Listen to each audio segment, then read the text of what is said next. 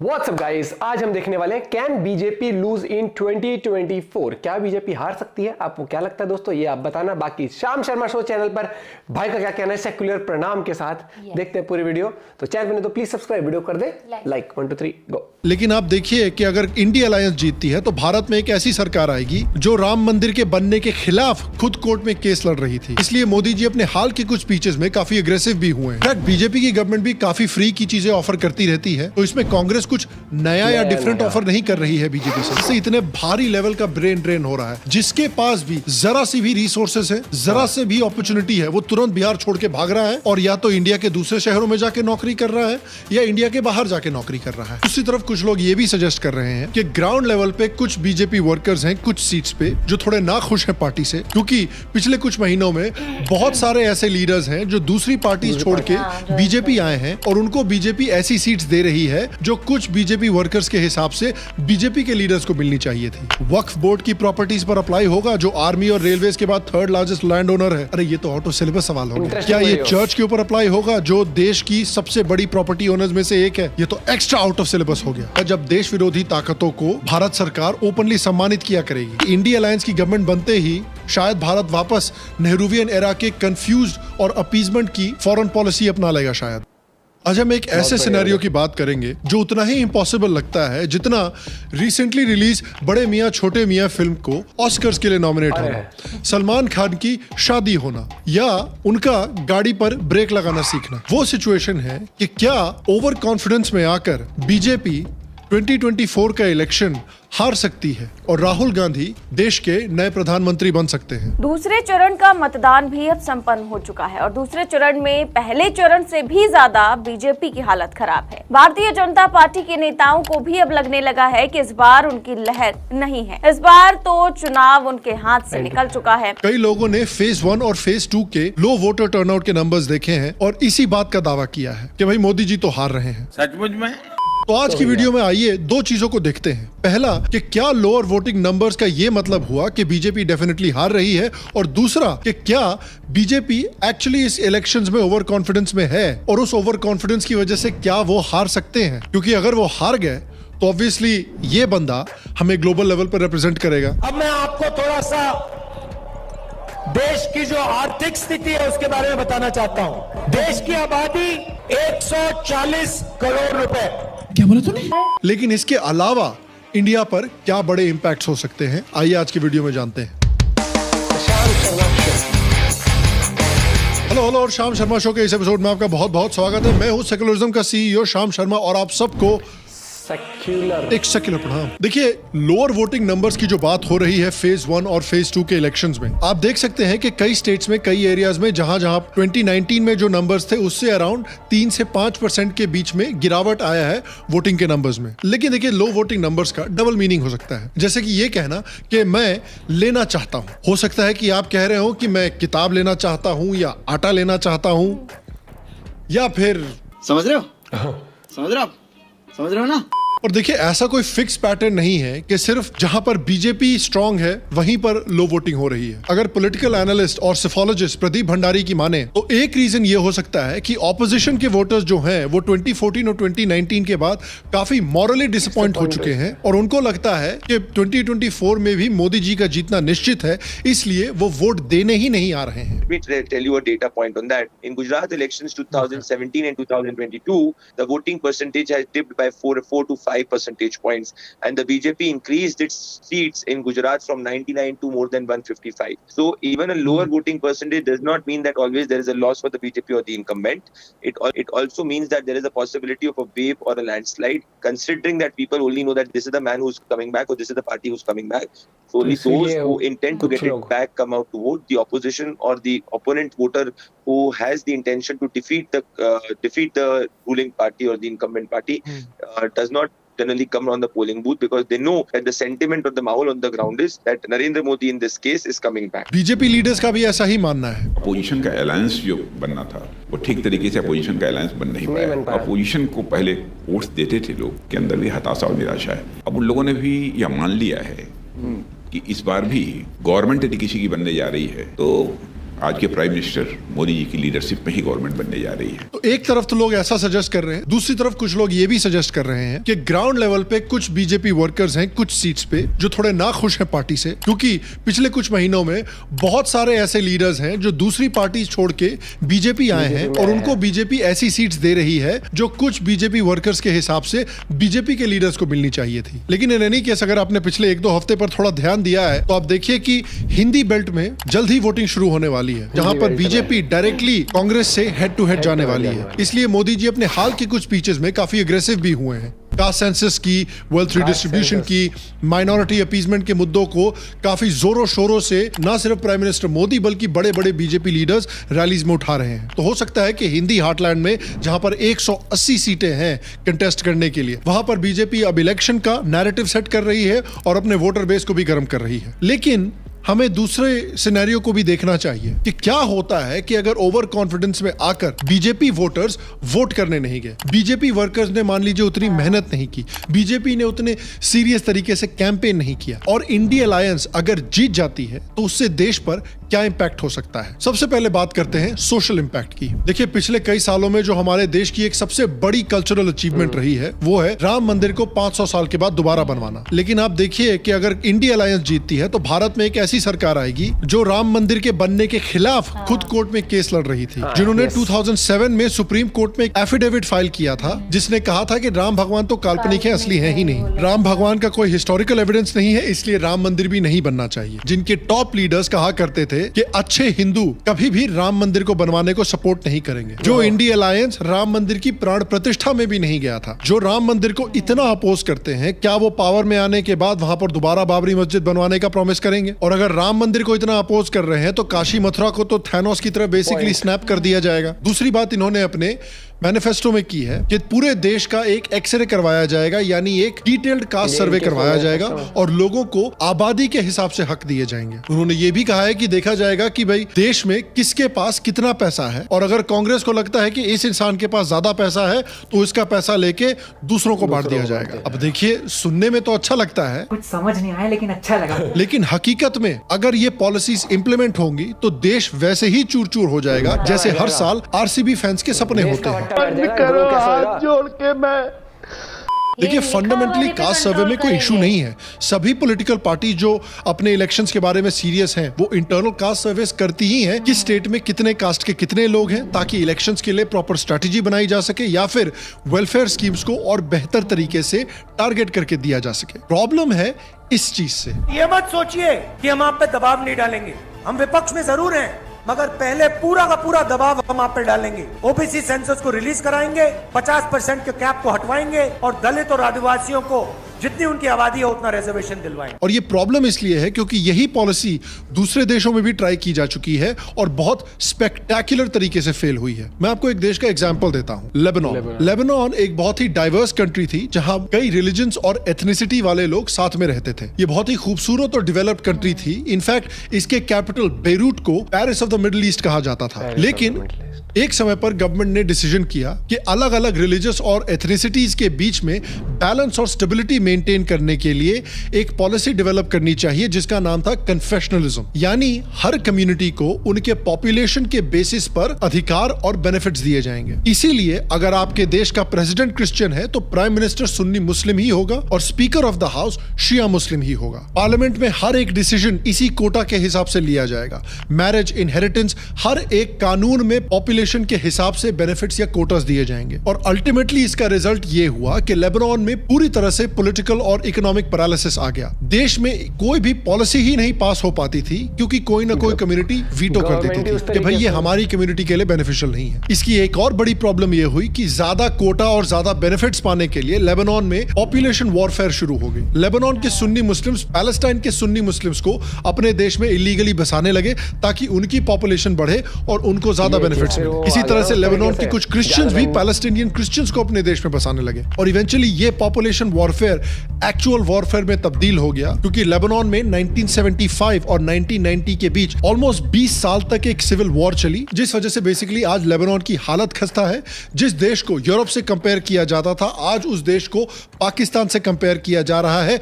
Shiny Ahuja के level का downfall है ये भैया। मैंने तेरा क्या बिगाड़ा था? इसका एक और रिजल्ट ये हुआ है कि लेबनान की जो क्रिश्चियन पॉपुलेशन है वो ऑलमोस्ट 60% से आज 30% के भी नीचे आ गई है सिर्फ 40 सालों में। ये है राहुल गांधी जी की जितनी आबादी उतना हक का एंड गेम। इंडिया में भी यही हालत हो जाएगी। इंडिया में भी परमानेंटली एक कास्ट और रिलीजियस पॉपुलेशन वॉर शुरू हो जाएगा। रिलीजियस कन्वर्जन्स भी तेजी से होने लगेंगे, क्योंकि भारत की जो मुस्लिम पार्टीज हैं, मुस्लिम लीडर्स हैं, मुस्लिम ऑर्गेनाइजेशंस हैं, वो म्यांमार, बांग्लादेश, श्रीलंका से इलीगल इमिग्रेशन को और भी प्रमोट करेंगे, ताकि इंडिया की मुस्लिम पॉपुलेशन और बढ़े, जिससे उनको और अधिकार और रिजर्वेशंस और बेनिफिट्स मिले। इंडिया की पूरी डेमोग्राफी को चेंज करने का इंसेंटिव दे रही है कांग्रेस की गवर्नमेंट आज। Market dynamics, innovation, hard work, merit, ये सब पूरी तरीके से खत्म हो जाएगा। साथ ही जो जेन्युइन माइक्रो माइनॉरिटीज हैं, जैसे कि जैन, जूज, बुद्धिस्ट, पारसीज, सिख, उनके अधिकार तो खैर भूल ही जाइए। और देखिए, इस कास्ट सर्वे के प्रॉमिस के बारे में फनी बात यह है कि ये प्रॉमिस पता नहीं है इलेक्शन के बाद पूरा करेंगे भी कि नहीं, क्योंकि 2015 में कर्नाटका में कांग्रेस ने 170 करोड़ रुपए खर्च करके एक कास्ट सर्वे करवाया भी था, लेकिन 2023 में कर्नाटका में सरकार बनाने के बावजूद कांग्रेस ने इस कास्ट सर्वे के डेटा को रिलीज नहीं किया, क्योंकि उनको डर था कि कहीं लिंगायत और वोक्कलिगा कम्युनिटी नाराज ना हो जाए। ये दोनों कम्युनिटीज की काफी बड़ी पॉपुलेशन है कर्नाटका में, और इन दोनों कम्युनिटी से कर्नाटका का वोटर बेस भी आता है। 2018 में लेकिन कांग्रेस की जो कास्ट सर्वे की रिपोर्ट थी वो लीक हो गई थी, जिसमें पता चला था कि लिंगायत का पॉपुलेशन रेशियो सिर्फ 14% है, जबकि वो 17% माना जाता था, और वोक्कलिगस का 11% है, जबकि वो ऑलमोस्ट 15% माना जाता था। तो अगर जितनी आबादी उतनी हक की बात कर रहे हैं, तो इन दोनों कम्युनिटीज का हक तो गिर जाएगा ना, और कांग्रेस इनको नाराज नहीं करना चाहती, इसलिए उन्होंने डेटा रिलीज ही नहीं किया। तो इससे तो यही बात जाहिर हुई ना कि कांग्रेस कास्ट को सिर्फ एक पॉलिटिकल टूल की तरह इस्तेमाल कर रही है। सिर्फ अपने फायदे के लिए ये इस कास्ट सर्वे को सपोर्ट कर रहे हैं। ये उन मेल फेमिनिस्ट की तरह है जो वेस्टर्न देशों में पुसी हैट्स पहन के रैली में पहुंच जाते हैं खाली लड़की पटाने के लिए। इनको फेमिनिज्म में कोई इंटरेस्ट नहीं है। I know. Look. No.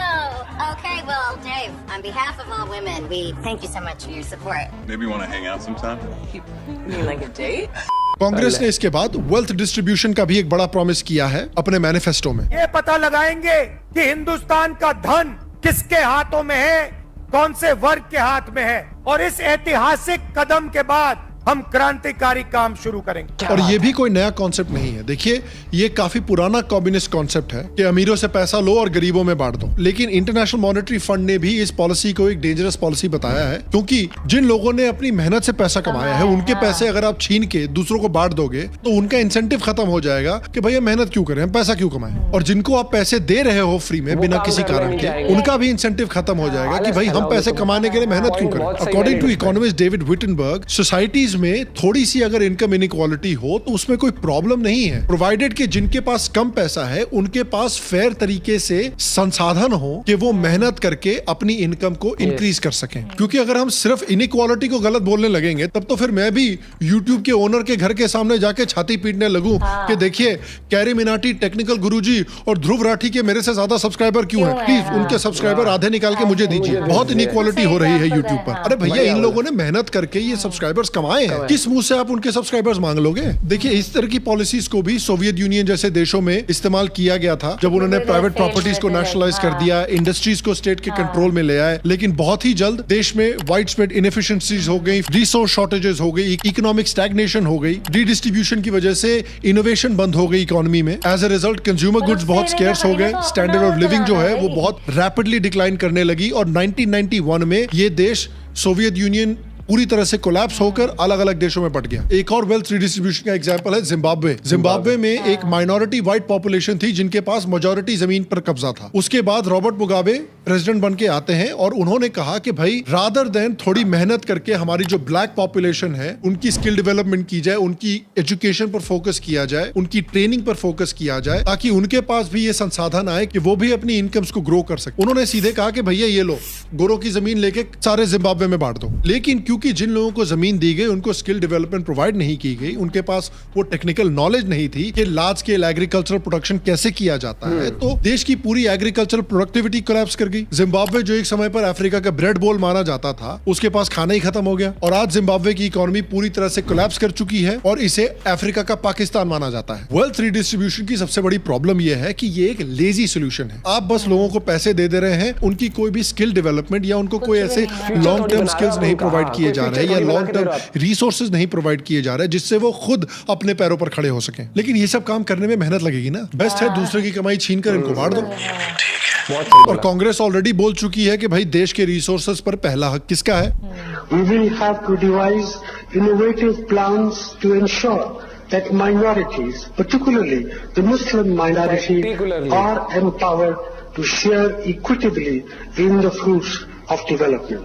They must have the first claim on our resources. लेकिन प्रॉब्लम यह है ना इस अलायंस की कि ये दोगली भी होगी, क्योंकि मैं इनसे पूछना चाहता हूं कि क्या ये रीडिस्ट्रीब्यूशन वक्फ बोर्ड की प्रॉपर्टीज पर अप्लाई होगा जो आर्मी और रेलवेज के बाद थर्ड लार्जेस्ट लैंड ओनर है। अरे ये तो आउट ऑफ सिलेबस सवाल हो गया। क्या ये चर्च के ऊपर अप्लाई होगा जो देश की सबसे बड़ी प्रॉपर्टी ओनर्स में से एक है। ये तो एक्स्ट्रा आउट ऑफ सिलेबस हो गया। क्या ये वेल्थ रीडिस्ट्रीब्यूशन गांधी फैमिली और कांग्रेस के लीडर्स के खुद के काले धन पर अप्लाई होगा। याद कीजिए कि यूपीए 1 और 2 के समय पर कांग्रेस ने कितने लाखों करोड़ों के घोटाले किए थे जो सारे पैसे कांग्रेस लीडर्स के पॉकेट में गए थे। क्या उसको रिडिस्ट्रीब्यूट किया जाएगा। अरे ये तो एक्सट्रीम आउट ऑफ सिलेबस सवाल हो गया। फिर ऑब्वियसली देखिए जो वोट बैंक पॉलिटिक्स थी प्री 2014 में वो दोबारा शुरू हो जाएगी। शायद यूनिफॉर्म सिविल कोड कभी भी नहीं आएगा देश में। अलग अलग कम्युनिटीज के पर्सनल लॉस को और भी तगड़ा बना दिया जाएगा। ट्रिपल तलाक को शायद वापस ले आया जाएगा। इनफैक्ट कांग्रेस ने तो ये प्रॉमिस भी किया था। लोगों से वादा करती हूँ कि कांग्रेस की सरकार आएगी और हम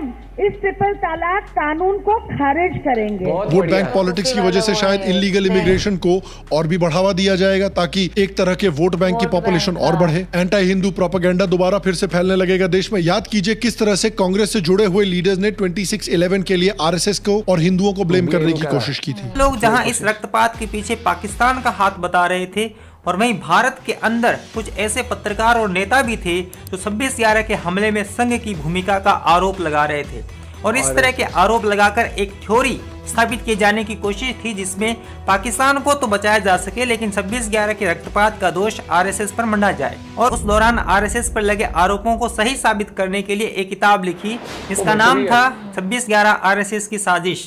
इतना ही नहीं, इस किताब के लोकार्पण पर कांग्रेस के नेता दिग्विजय सिंह स्वयं समारोह में पहुंचे।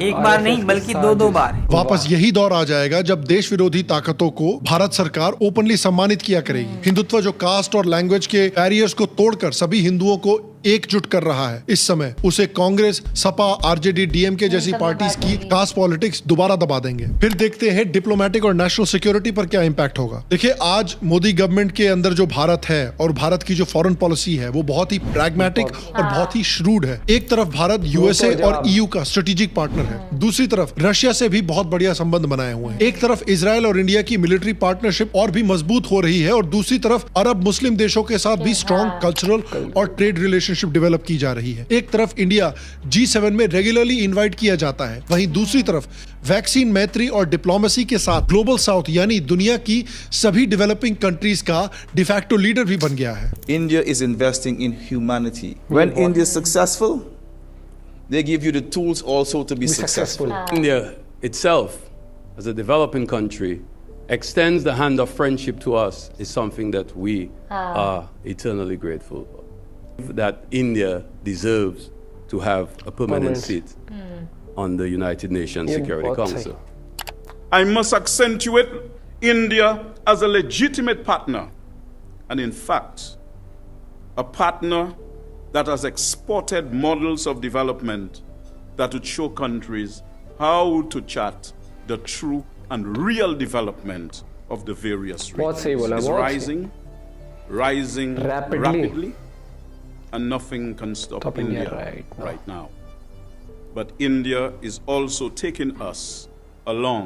लेकिन आप सोचिए कि इंडिया अलायंस की गवर्नमेंट बनते ही शायद भारत वापस नेहरूवियन एरा के कंफ्यूज्ड और अपीजमेंट की फॉरेन पॉलिसी अपना लेगा। शायद इंडिया अलायंस के मेंबर्स ने तो अपने मैनिफेस्टो में साफ कहा है कि वो इजराइल से सारे रिलेशनशिप खत्म करेंगे और उन्हें पूरी तरह से आइसोलेट करेंगे। इंडिया अलायंस के मेंबर्स ने कहा है कि स्पेस और पोलर रीजन्स को पूरी तरह से नॉन मिलिटराइज किया जाएगा, सारी मिलिट्री बेसेस को डिसमेंटल कर देना चाहिए। इंडिया अलायंस के मेंबर्स तो हमारे सारे न्यूक्लियर वेपन्स को खत्म कर देना चाहते हैं। इतने पे क्यों रुक गए यार? मैनिफेस्टो में ये भी लिख देते कि भारतीय आर्मी के जितने भी जवान हैं वो बॉर्डर पे पैंट उतार के उल्टा घूम के खड़े हो जाएंगे। इंडिया अलायंस शायद पाकिस्तानियों से भी रिश्ते सुधारने की कोशिश करेगी। अपीजमेंट के चक्कर में शायद आर्टिकल 370 को भी वापस कश्मीर पर लगा दिया जाए, सीएए पर रोक लगा दी जाएगी अपीजमेंट के नाम पर। अभी इंडिया ने पाकिस्तान को बहुत अच्छी तरह से दुनिया में आइसोलेट करके रखा हुआ है। पाकिस्तान पर इस समय पर भारी इकोनॉमिक प्रेशर है, देश के अंदर पॉलिटिकल इंस्टेबिलिटी है और तालिबान ने इनको डाबर का तेल लगा के 6 फुट का बंबू ऐसा किया हुआ है कि इनको हगने के लिए भी तालिबान से परमिशन लेनी पड़ती है। और देखिए हालात ऐसे ही चलते रहे तो धीरे धीरे इतना प्रेशर बनेगा इस देश पर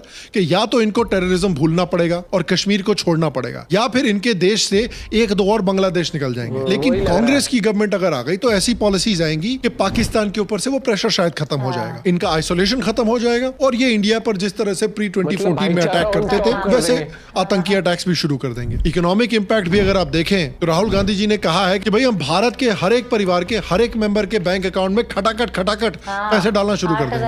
के बैंक अकाउंट में हर साल 1 लाख रुपया, 8,500 रुपया महीने का खटाखट आता रहेगा और एक झटके से देश को हिंदुस्तान से हम गरीबी को मिटा देंगे। ऐसे मिटाएंगे गरीबी। हमारे जो युवा है जो आज सड़कों पे घूम रहे हैं, इंस्टाग्राम फेसबुक देख रहे हैं, उनके बैंक अकाउंट में साल का 1 लाख रुपया, 8,500 रुपए महीने का ठकाठक हमारी सरकार डालेगी। क्या यार हम भी साला यूट्यूब पे टाइम वेस्ट कर रहे हैं, इंस्टाग्राम पे 10-15 फेक अकाउंट खोल देते हैं, आराम से लखपति बन जाएंगे। लेकिन देखिए इस स्कीम में एक प्रॉब्लम है। वर्ल्ड बैंक की रिपोर्ट के मुताबिक अगर हम दिन के $2 से कम कमाने वाले लोगों को गरीब की कैटेगरी में रखें तो भारत की अराउंड 10% पॉपुलेशन इस पॉवर्टी लाइन के नीचे आएगी, जो कि लगभग 12 करोड़ लोग हैं। ध्यान रखिए कि हम सिर्फ कंजर्वेटिव अप्रोच अपना रहे हैं, यूएन तो कहती है कि ऐसे 18 करोड़ लोग हैं। अब अज्यूम कीजिए कि इन परिवारों में अगर 4 लोग रहते हैं तो 12 करोड़ लोग 4 लोग की फैमिली में अगर डिवाइड करें तो अराउंड 3 करोड़ फैमिलीज हुई। हर फैमिली को 1 लाख देने का कॉस्ट अराउंड 3 लाख करोड़ रुपए आएगा, जो कि हमारे जीडीपी का 1% है। भारत का डिफेंस बजट भी इतना नहीं है। इनफैक्ट भारत का डिफेंस और एजुकेशन बजट मिला के इस अमाउंट के आसपास आएगा। तो कहां से आएगा ये पैसा? लेकिन देखिए ऑनेस्टली इसमें कुछ नया नहीं है। इनफैक्ट बीजेपी की गवर्नमेंट भी काफी फ्री की चीजें ऑफर करती रहती है, तो इसमें कांग्रेस कुछ नया या डिफरेंट ऑफर नहीं कर रही है बीजेपी से। लेकिन मेरे हिसाब से डिफरेंस ये है कि बीजेपी की जो स्कीम्स हैं उनका एक क्लियर पर्पस है। एक तरफ तो वो लोगों को डायरेक्टली बेनिफिट ट्रांसफर कर रहे हैं उनको पॉवर्टी से निकालने के लिए, चाहे मुद्रा स्कीम हो, उज्ज्वला स्कीम हो, जैम ट्रिनिटी हो, बैंक अकाउंट्स खुलवाने वाला काम हो। लेकिन डायरेक्ट बेनिफिट ट्रांसफर को एक और बड़े प्रोजेक्ट के साथ ज्वाइन किया जा रहा है बीजेपी की गवर्नमेंट के द्वारा, और वो प्रोजेक्ट है massive infrastructure development. Roads highways develop किए जा रहे हैं, उसके साथ साथ है skill development process, internet access, पानी का एक्सेस डेवलप करना, rural electrification, toilet coverage, Pradhanmantri Awas योजना और उसके साथ साथ रेगुलर इकोनॉमिक डेवलपमेंट। ये सारी चीजें जो हैं ये कांग्रेस के राज के समय पर आधे से भी कम स्पीड पर हो रही थी। तो बीजेपी का ये जो डबल इंजन की सरकार है ये एक ऐसा इकोसिस्टम क्रिएट कर रही है जहां सिर्फ लोगों को पैसे ही नहीं दिए जा रहे बल्कि ऐसे कंडीशंस क्रिएट किए जा रहे हैं जहां आप अपने पैरों पर खड़े हो सकते हैं, अपनी खुद के बिजनेसेस क्रिएट कर सकते हैं, अपनी स्किल से जॉब्स पा सकते हैं। कांग्रेस की जो स्कीम्स है वो बेसिकली आपको पूरी तरह से गवर्नमेंट पे डिपेंडेंट बना देंगी। जिस तरह से आज आप बिहार को देख रहे हैं, बिहार में कोई बिजनेसेस नहीं है, कोई जॉब्स नहीं है, सिर्फ और सिर्फ इकलौती जॉब आपके पास है कि गवर्नमेंट में आपकी किसी तरह से नौकरी मिल जाए। इसीलिए तो बिहार से इतने भारी लेवल का ब्रेन ड्रेन हो रहा है। जिसके पास भी जरा सी भी रिसोर्सेस है, जरा से भी अपॉर्चुनिटी है, वो तुरंत बिहार छोड़ के भाग रहा है और या तो इंडिया के दूसरे शहरों में जाके नौकरी कर रहा है या इंडिया के बाहर जाके नौकरी कर रहा है। बिहार में कोई नहीं रहना चाहता और उसका कारण है इस तरह की स्कीम्स जो आपको गवर्नमेंट पे डिपेंडेंट बना देती हैं। लॉ एंड ऑर्डर का इंपैक्ट भी देखिए। याद कीजिए कि इंडिया अलायंस के जो मेंबर्स हैं उनके राज में लॉ एंड ऑर्डर की भारत में क्या हालत थी। 1990s में बिहार में जो गुंडा राज चला करता था वो शायद फिर से वापस लौट आएगा। बिहार, यूपी और दूसरे कई स्टेट्स में किडनैपिंग, एक्सटॉर्शन, कत्ल, असॉल्ट जैसे क्राइम आम हो जाएंगे। याद कीजिए कि गुंडे, बाहुबली, माफिया जैसे साधु यादव, शहाबुद्दीन, मुख्तार अंसारी, अतीक अहमद, इनको वापस पॉलिटिकल सपोर्ट मिलने लगेगा और इनके ऊपर अब सिर्फ स्टेट गवर्नमेंट का ही नहीं बल्कि सेंट्रल गवर्नमेंट का भी हाथ रहेगा। जिस लेवल के रायट्स योगी आदित्यनाथ के पहले यूपी में देखे जाते थे, आए दिन बड़े बड़े रायट्स होते थे, शायद वो भी दोबारा लौट आएंगे। आप याद कीजिए कि योगी के पहले कितने कॉमन थे रायट्स उत्तर प्रदेश जैसे स्टेट्स में। जितनी फिल्में एक साल में अक्षय कुमार नहीं रिलीज करते, उससे ज्यादा रायट्स एक साल में उत्तर प्रदेश में होते थे। एजुकेशनल इम्पैक्ट भी देखिए, कांग्रेस के लीडर्स कह रहे हैं कि उनकी सरकार बनते ही वो नई नेशनल एजुकेशन पॉलिसी में बड़े बड़े अमेंडमेंट्स करेंगे। शायद फिर से हमारे टेक्स्ट बुक्स में सूडो सेक्युलरिज्म पढ़ाई जाएगी, जिसमें बाबर, औरंगजेब, टीपू सुल्तान, अलाउद्दीन खिलजी जैसे लोगों को महान शहंशाह की तरह ट्रीट किया जाएगा और हमारे देश के हीरोज जैसे छत्रपति शिवाजी, महाराणा प्रताप, लचित बोरफुकन जैसे आइकॉन्स को इग्नोर किया जाएगा। देश के सारे लोग बुरहान वानी के बारे में पढ़ेंगे तो उनको सीखने को मिलेगा कि भैया वो तो एक गरीब हेडमास्टर का बेचारा बेटा था। शायद भारत के यूथ दोबारा अपने कल्चर और अपनी हिस्ट्री को लेकर इनसिक्योर फील करने लगे। राहुल गांधी ने कहा है कि 50% के रिजर्वेशन के कैप को भी बढ़ा दिया जाएगा, यानी एजुकेशन सेक्टर में भी मेरिट के बजाय कास्ट को ज्यादा प्रेफरेंस दिया जाएगा, जिससे अल्टीमेटली फिर हमारे देश में मैसिव लेवल पर ब्रेन ड्रेन होगा। इस तरह के मॉडल्स यूपी और बिहार के स्कूल्स में पहले यूज किए गए थे और आज उन स्कूलों की हालत देखिए। वॉवेल कितने होते हैं? कॉन्सोनेंट अब इंग्लिश में नहीं बता सकते। केमिस्ट्री का स्पेलिंग कीजिए। CHMESTROY। बहुत बढ़िया, सब बस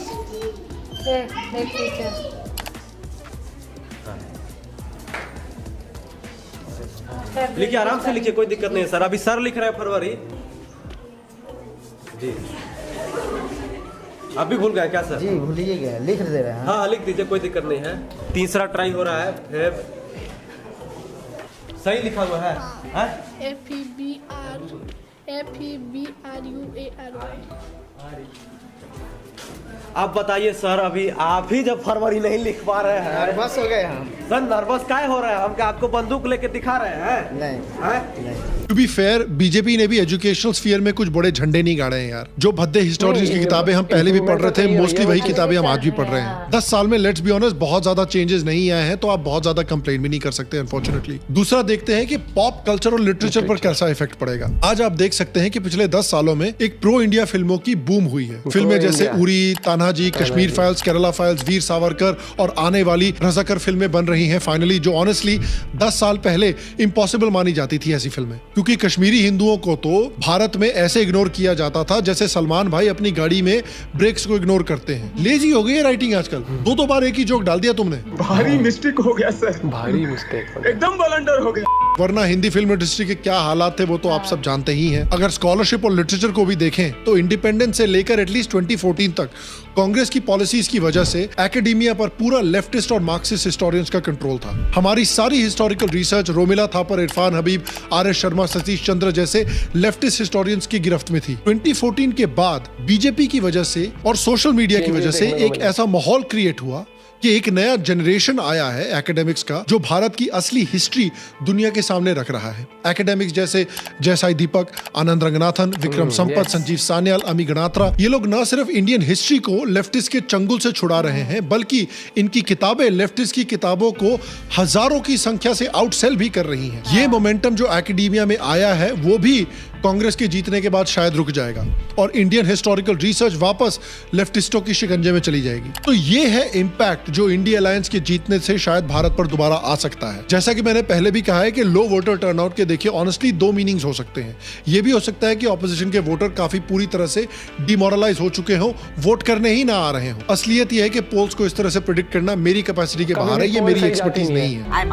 मेरा बस ये कहना है कि इस इलेक्शन को 2019 और 2014 के इलेक्शन की तरह ट्रीट मत कीजिए, लाइटली मत लीजिए। अगर आपके एरिया में अभी तक वोटिंग नहीं हुई है तो डेट चेक कीजिए कि आपके यहाँ कब वोटिंग हो रही है और जरूर वोट देने जाइए। ये भारत के फ्यूचर का सवाल है। भारत के अगले 50 साल आपके इस वोट पर डिसाइड होंगे। तो इस इलेक्शन को किसी भी हालत में लाइटली मत लीजिए, क्योंकि आपने इस वीडियो में देखा है कि अगर ऑपोजिशन जीतती है तो देश का क्या हाल होगा। और मैं आपसे पूछना चाहता हूँ कि लो वोटर टर्नआउट में आपका क्या इंटरप्रिटेशन है? क्या आप मेरे इंटरप्रिटेशन से एग्री करते हैं? क्या आपको लगता है कि ये बीजेपी के लिए फायदा है या ऑपोजिशन के लिए फायदा है? नीचे कमेंट सेक्शन में मुझे जरूर बताएं। बाकी मैं आपसे अगले एपिसोड में मिलूंगा और तब तक स्वस्थ रहें, सुखी रहें, फिर मिलेंगे। और आप सबको एक सेकंड प्रणाम।